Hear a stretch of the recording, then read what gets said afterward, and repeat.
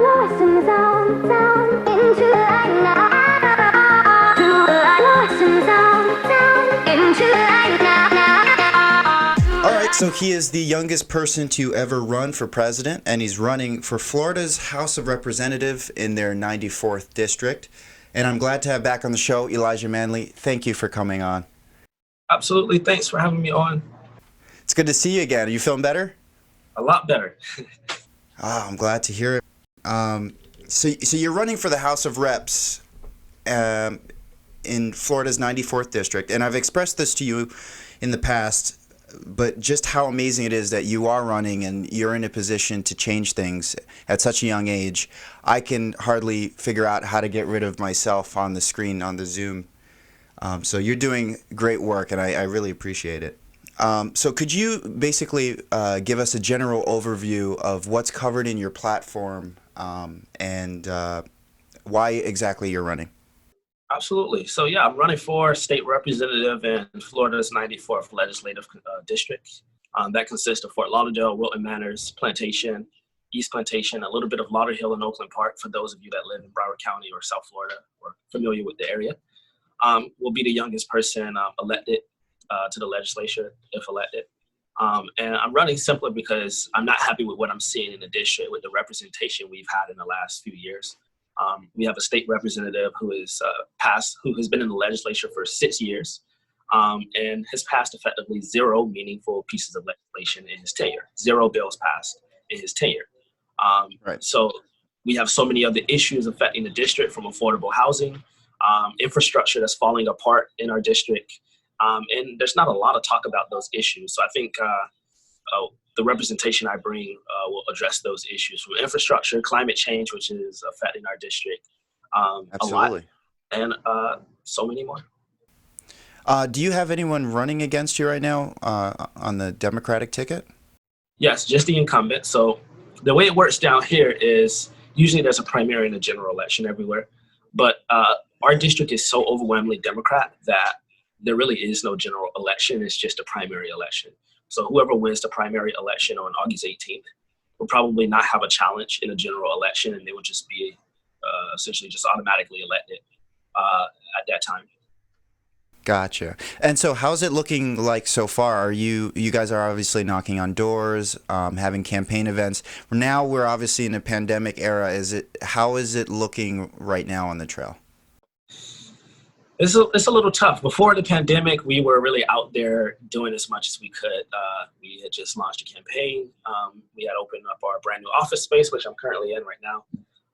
And we were knocking on doors. We were, having events, town halls, doing everything we could, phone banking. Then the pandemic hit, and we really had to slow down everything we were doing. So our fundraising, we had $20,000 in pledges just for the month of March. That was money people pledged to give to the campaign for March. Right. Unfortunately, our fundraising slowed down so dramatically to the point where we couldn't do that, and which was unfortunate. And we can't knock on doors. We can't have any real interaction, door-to-door interaction with folks. So all of that slowed down, and then I got sick, so I really couldn't help lead the campaign or too much, unfortunately. But I'm back, and it's going to take about 2 months out of the campaign, March and April. Which are crucial months. And May is when the real work starts. It starts to get really dirty in that time. Right. So it's a little difficult now, but we're doing everything we can, adding ourselves into this new virtual world, virtual reality we have here, where we're just doing digital town halls, reaching voters through other means, and finding other ways to talk to people. Mentioning the pandemic era that we're in right now, crazy times we're living in, which has already ushered in some stimulus packages from the Trump administration to ordinary citizens and small business owners, free testing for coronavirus and stuff like that. How would you say exactly this pandemic shown exactly why we need a Medicare for all system? Absolutely. So we've seen a lot during this pandemic, how it's really stressed our infrastructure, our healthcare infrastructure especially. With so many hospitals and states not having a lot of ventilators or enough ventilators during some time. But it was a lot more than that too.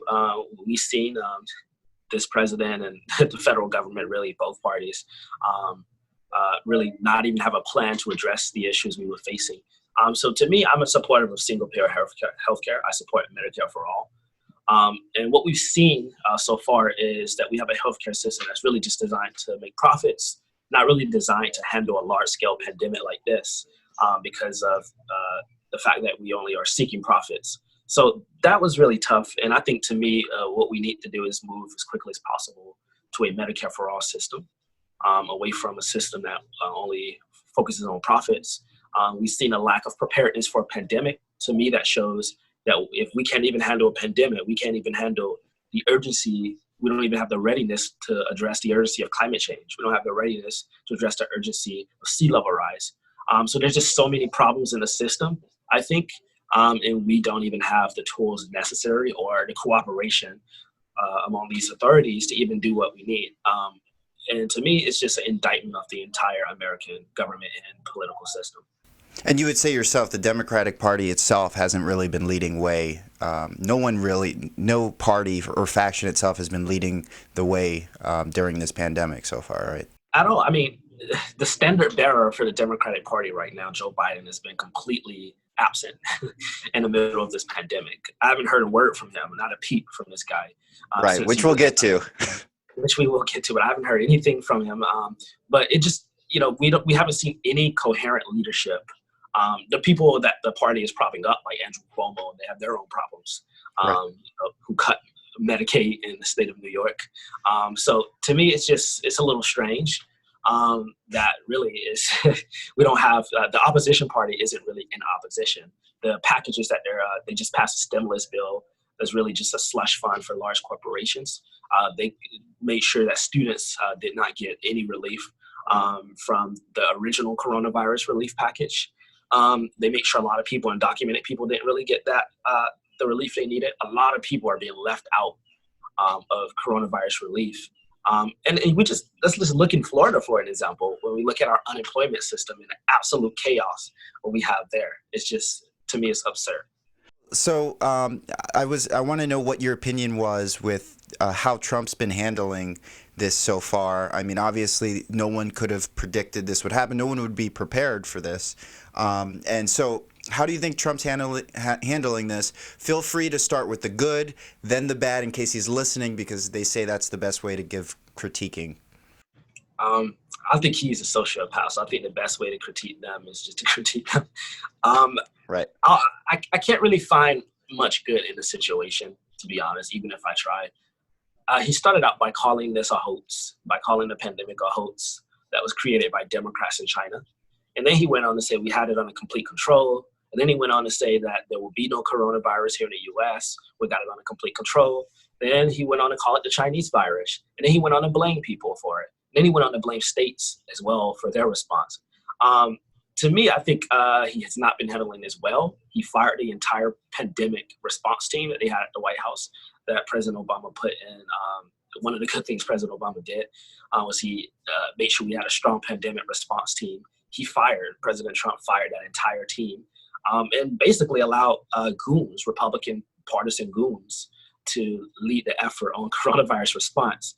So he's not really a friend of science. And just today, I hear him saying we need to inject ourselves with bleach, with Clorox to kill the virus. So I don't think he's really cut out for this. But then I have to ask myself the question, I don't see the Democrats being any better, really, at this point in time. I don't see the proposals. I mean, except for not telling us to inject ourselves with bleach, I don't see much else that is being proposed, really. Right. Well, speaking of Democrats, it's obviously been a while since the last time we spoke, and I'm grateful again to have you on again. A lot has happened in the race for president as well, and I know you endorsed Senator Sanders. So I'm curious to how you're feeling now and what your plans for voting in November are, especially as a voter in a swing state such as Florida.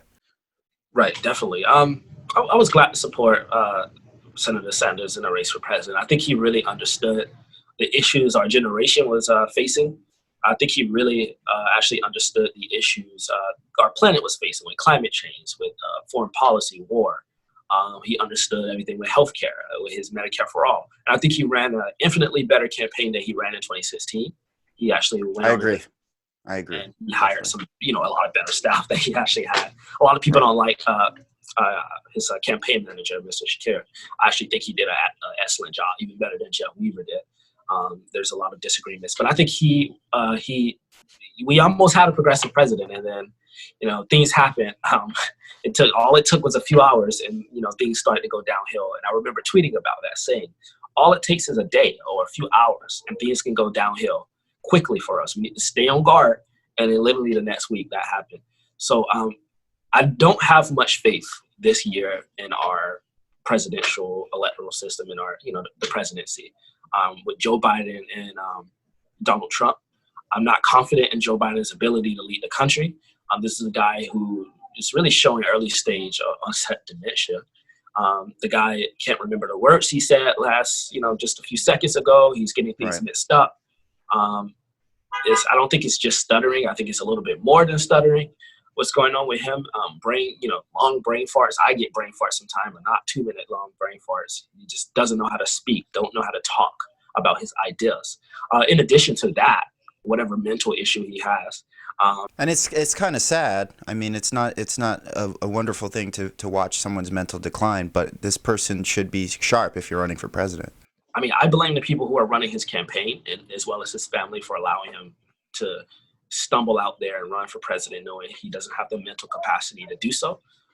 If I didn't have the mental capacity to do something, I'd stop doing it. I would take a break. I'll figure out what's going on and then come back. But in addition to those things, he also does not have I would be more forgiving if he had a political program that was more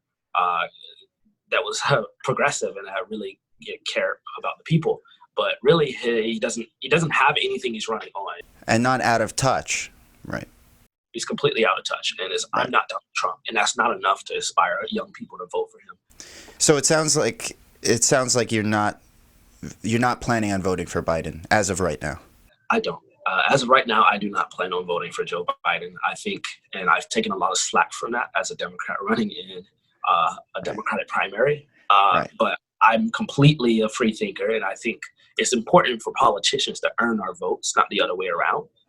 The Democratic Party was warned. We warned them. People told them that you need to have a candidate that can inspire people to vote. Now, if Joe Biden can change his mind and really reach out and earn my vote between now and November, then that's yet to be seen, but I will do so. Then it will take a lot of change in his platform.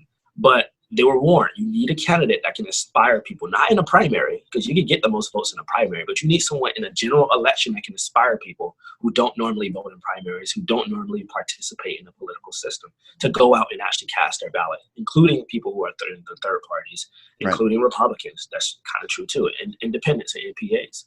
Joe Biden. It didn't seem from day one, and I've been saying this for a little while, but it didn't seem like since day one that they wanted a Democrat to win. They just wanted to get rid of Bernie. They wanted to make sure a progressive wasn't on the ticket, and they didn't care if they lose to Donald Trump, because as we know, Donald Trump is a great fundraising situation for Democrats right now. So they would be more than happy with another 4 years of Trump. Don't you agree? I think some of them would, and some of them wouldn't, but some of them just don't learn from the past. It's insanity to me, doing the same thing so many times and expecting a different result, not knowing that, no one is owed anyone's vote. You have to earn it. Like me, I can't go out to my constituents and tell them, hey, you dummies, vote for me or you get Bobby DeBose. That's not going to inspire people to vote. What inspires people to vote is a program like Bernie Sanders, like what he had, the way he talked about the issues, the understanding of the issues. Even if they would have picked someone like Warren, who I obviously didn't endorse, I endorsed Bernie, but even if they pick someone like that, she can talk. She can talk on TV. She's not forgetting her words, and she has an actual political program, as opposed to Biden, who doesn't have a program and can't even talk. Right. So, obviously we lost this war again in 2020 as progressives. What exactly do you think went wrong, and how could things have been done differently on Sanders' part as well as his supporters? Right. I'll say there's a lot of talk on social media, but a lot of people are not organizing in their own communities, which to me is important. Like, everyone goes on Twitter and they talk about this, and the polls say this and the polls say that. Obviously the polls were a little wrong, and Obviously, we didn't do everything we needed to do. Now, I don't think there's too much more we could have done because, them consolidating the vote for a moderate lane candidate kind of did us in. So even if we did everything possible, consolidating that vote at the last moment, Bernie couldn't control that. His team couldn't control that. His supporters couldn't control that. So I won't blame them for that because that was something completely out of our control. That was the Democratic Party machine doing the last minute consolidation. But there's still a lot more we could have done, and that is reaching out to people who just didn't feel inspired to turn out, especially young people. And some who did. And just a lot of people didn't know, or they didn't have places to go to vote, or they just didn't know there was an election, or didn't care really, even with Bernie in the race. So I think there's more we need to do. We need to have,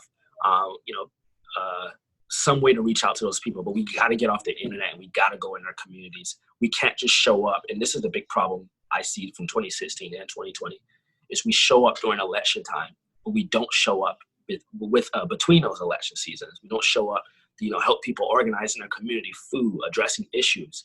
We got to do that. We can't just show up every 4 years for an election and say, this person has our back and expect people to roll over. Even if we do think that person has our back, a lot of people just didn't feel inspired because they're like, where was this person during this time? So we got to be really out there. And that's the one thing I think we felt to do was really be out there the way we needed to be. A lot more than 2016.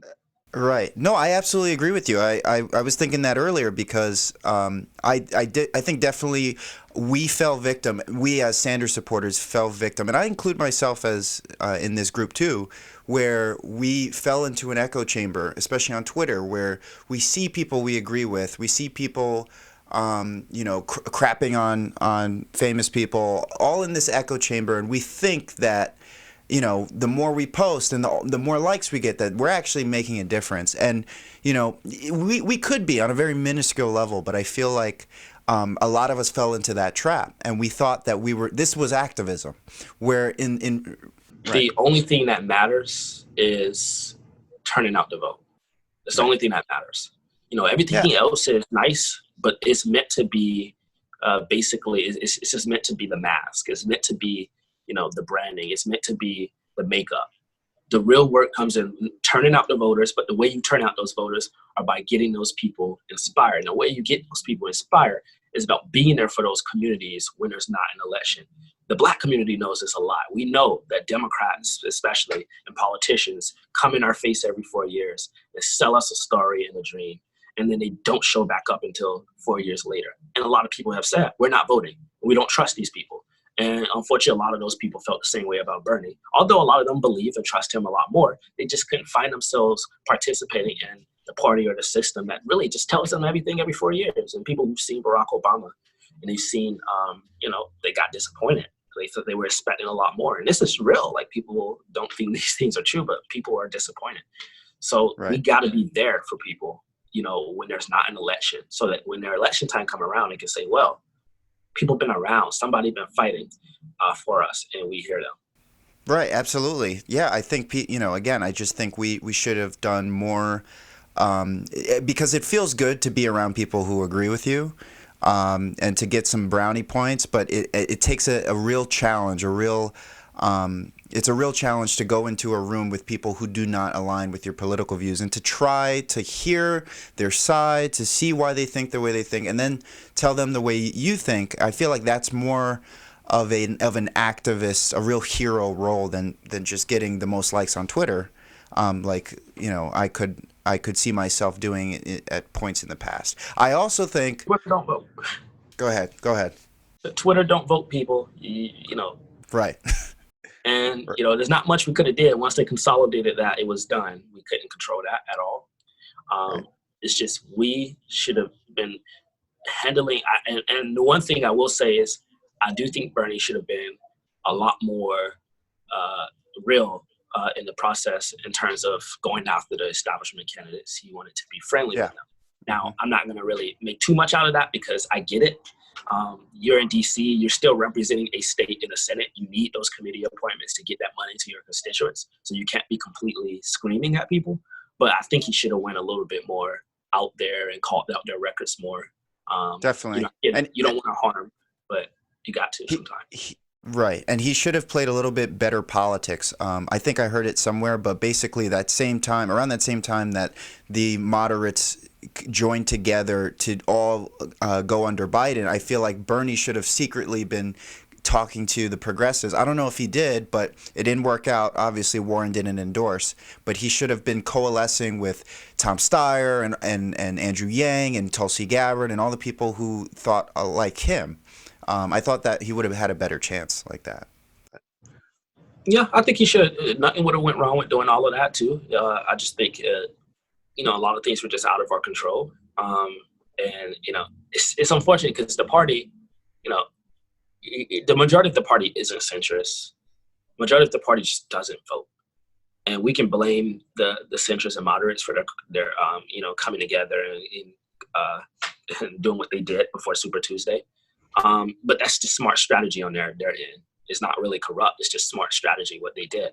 And what we should have did is we should have increased the voter turnout so it wouldn't matter what they did, because most people did not vote in the Democratic primary. Most registered Democrats didn't participate. And that is a failure on our end. So it should have been where they could have did whatever they want before Super Tuesday and drop out and do whatever. It wouldn't have made a difference because we increased voter turnout. But we didn't do that. We were just operating under, these are the people that are more likely to vote. Let's get those people to turn out. Let's try to convince them, instead of let's get people who just don't ever vote and get them to turn out. If we were able to get 500,000 or more of those people to turn out in the primary, we would have swept the thing. Right. Absolutely. So it's looking like Jesse Ventura might file, or he has filed, to run as a Green Party candidate. Does that excite you at all? Not really. I mean, I saw a tweet he put out saying that he isn't sure if he's going to run or not, or anything. I'm not sure if he will or won't, but if he do, I'm just really not excited at all about any of this now that Bernie's out. I'm not excited about Howie. I'm not excited about any of the other candidates. I'm just not excited this year at all. Like, I just am not moved by anyone running right now, by Biden, by Trump, by Howie, by Jesse. Just nobody excites me at all. So I just don't have anyone to vote for in November. Like, I just really don't know what I would do. And, it depends on what Biden does. If Biden can make the case and try, if he can be smarter than Hillary Clinton was in 2016 and not pick a centrist vice president and move the platform, leave the platform to be his. If he came out right now and said, I actually enthusiastically support Medicare for all, this pandemic has taught us that we need to meet the moment, that would flip a lot of people if he did that. But he's it's a lot of shame that he won't do stuff like that. Well, it doesn't seem likely he'll do that either. But I'll tell you who does excite me: Elijah Manley. Thank you. You're running. Please donate to ElijahManley2020.com. Is that right? It's ElijahManley.com. ElijahManley.com. Please donate anything you have. Let's not let this pandemic slow down the fundraising. Elijah, your primary election in your district is August 18th. Does that still stand? That's correct. Okay. All right. And election day is obviously November 3rd, but you said that doesn't matter. So as of now, it doesn't matter unless something happens, but we'll see. All right, Elijah, thank you so much for coming on, and hopefully I'll see you in Florida after this whole pandemic is over. If we're not underwater, feel free to visit us. Thank you so much for watching. If you like this content, please like and subscribe. It's unbelievable and it's wonderful. Thank you very much. Into